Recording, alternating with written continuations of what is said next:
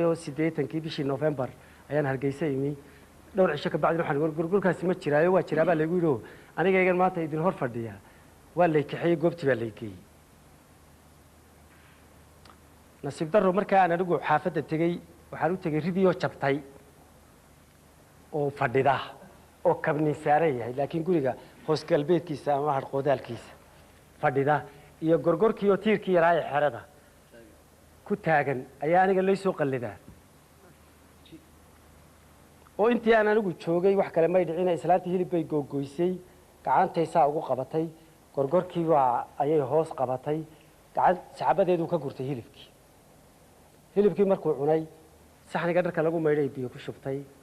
dadkana wuu soo degay biyihii buu dhex galay wuu ku dabaashay ku maydhay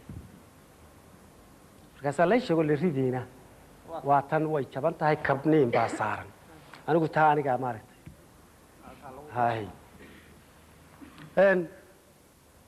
heestan goljanno ee aan sheegaya siday ku timi sidaa weeyaan laakiin waa anigii markii hore ka hadlayay ama gorgor ha la sheegayo ama dameer ha la sheegayo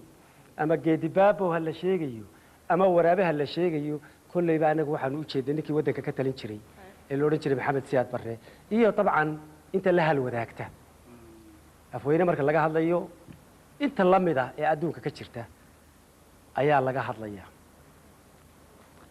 marka hab sheeka bay u socotaa marka qaarkood iyadoo sheekadii hore lagu wado ayaa lagu yar hakinaya sheeka kale lagu gelaya marka taa la soo dhameeyaba tii lagu soo noqonaya halkiiba laga ambaqaadaya way yara dheer tahay oo anigu kama gaarsiin karo marka inaan sharxo laakiin markaan dhameeyo wixii su'aal ka yimaada ama wixii su'aal loo baahdo ayaa dabcan la weydiin karaa waxayse ku xidhan tahay waxay ka hadlaysaa unaan idhaahdo guud ahaan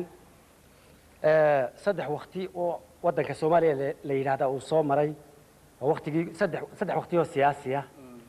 aan idhaahdo oo waqtigii gumaysiga 9 sanadood ee rayidku ay dalka ka talinayeen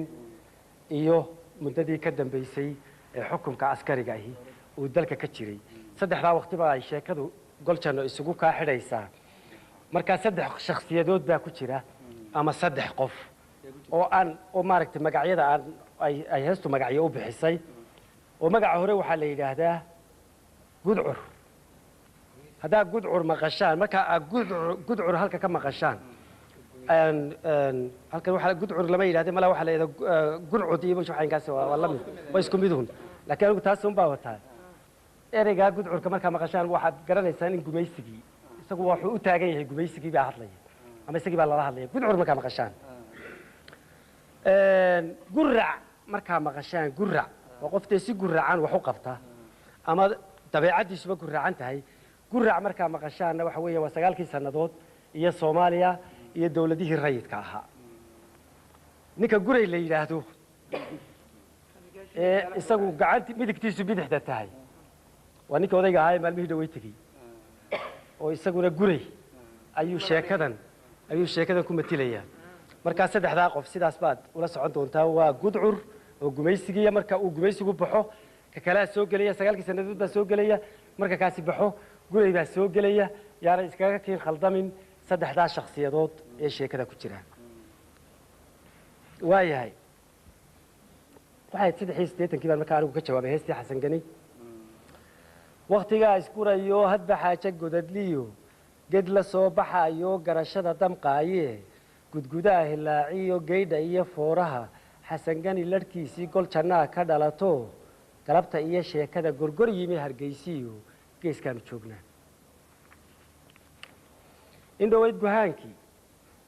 gulcub buu dhalaayo gorgor iyo wax yaab liyo tuka hilib gadaayiyo xunsho geel la joogtiyo golle heeriye sidatiyo rati gorod madow iyo geesoole boqor iyo saadaal guracan oo guran waa la filayay ninkii beesha soo galay gonda dhigashadiisii rigar baa iskaga taag marna saariyi gaadada waa gogoldhigii baan ku jiraa weli margarhkeeda feedhfeedh afka godan ku kaakici marna geesaheediyo kaga weehay goonyaha marna gaararkeediyo ka ilaali geed dheer marna caws u soo goo marna sheemi gaarkeed ka takooriyey gacalkeed gabankii iyo haweenkii iyo gurungurcoodkii gurxan iyo colaad iyo gulguul u saarsaar waa dagaalkii uu ku qaadayey wixii ridaa u soo dhowaada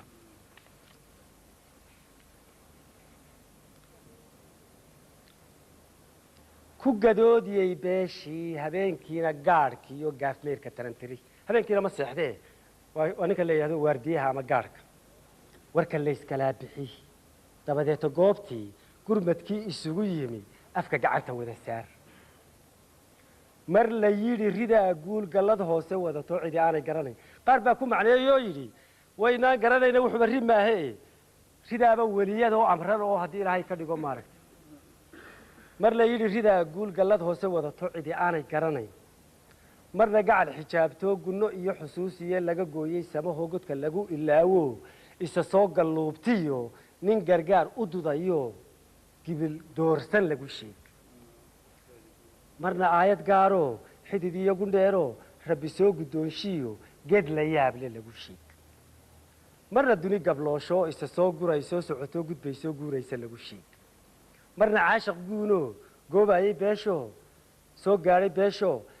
marna caashaq guuno isa soo marna caashaq guuno goobayey beesho rida garo jeclaadoo guurdoona lagu sheeg googaadu badatee xasanganina tiisii biyo gebi ka soo degay galka ay ku jeedaan gurdankooda sii raac godankiiyo ishii doon gunta hoosu sii baadh isagu markaa sidii loo macneeyey si ka xeel dheer ayuu u galay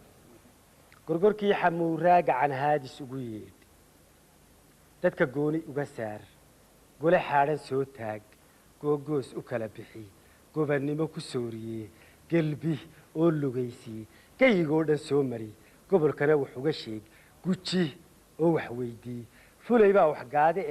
go'e yidhi iskeensi xaajada guniya baar geeraar ku xadantee hal abuur gudbi oo isdhaafsii hal abuurka gaadhsii ragna galangal soo celi gabayana ka daba tiri intaasoo sheekadii guudmara ayaynu markaa u gelaynaa dulucdii iyo arrintii aan ka sheekaynayey gudcur baa arlada jira yani waxaa lagu jiraa waktigii gumaysiga gudcur baa arlada jira gogoshaa la jiifaa gama waa la maqan yahay goonyaha cabaad iyo gurxan baa ka baxayo reerihii barh baa guday waa gilgiladkii africa 1960kii ee africa ilaa mar bay wada baraarugine ay qaar ka mid yihiin intay tooseen ay guureen dee ka guureen gurigii yani noloshii hore gumaysiga ee ay u diga rogteen gobannimada sidaa ula socda goonyaha cabaad iyo gurxan baa ka baxayo reerihii barh baa guday in la guuro weeyaan gaadiid ma laylyana waa soomaaliya garhwadeenka beeshuna gabadh buu ku xidhan yahay gobannimadii iyaduna galbeed iyo dhul fog bay go'doonka iyo gocashada ku joogtaa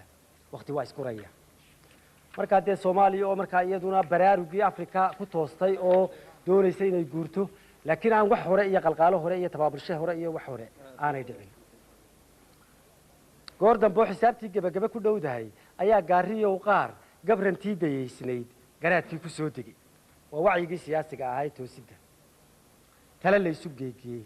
dadku hawlo gaaxdiya gale baadidoonkii gudcur laysla soo taag markaa yani waxaa bilaabmay halgankii gobannimo doonka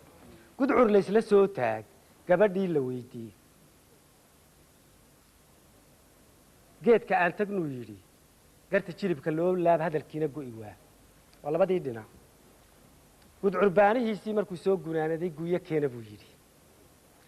gucle orod la soo roor goolal soocan loo meydh ahminkiina loo gee gudcur baa haddana yidhi waxaa goobta keenteen magtii giibba maahee kashigii barh baa hadhay giib waa nin ingiriisa oo waktigii ingiriisku dalka ka talinayey raggii barasaabada dalka ka ahaan jiray ka mid ahaa dabeetana lagu dilay waddanka marka markii gobonnimada la doonayey hawlihii la galay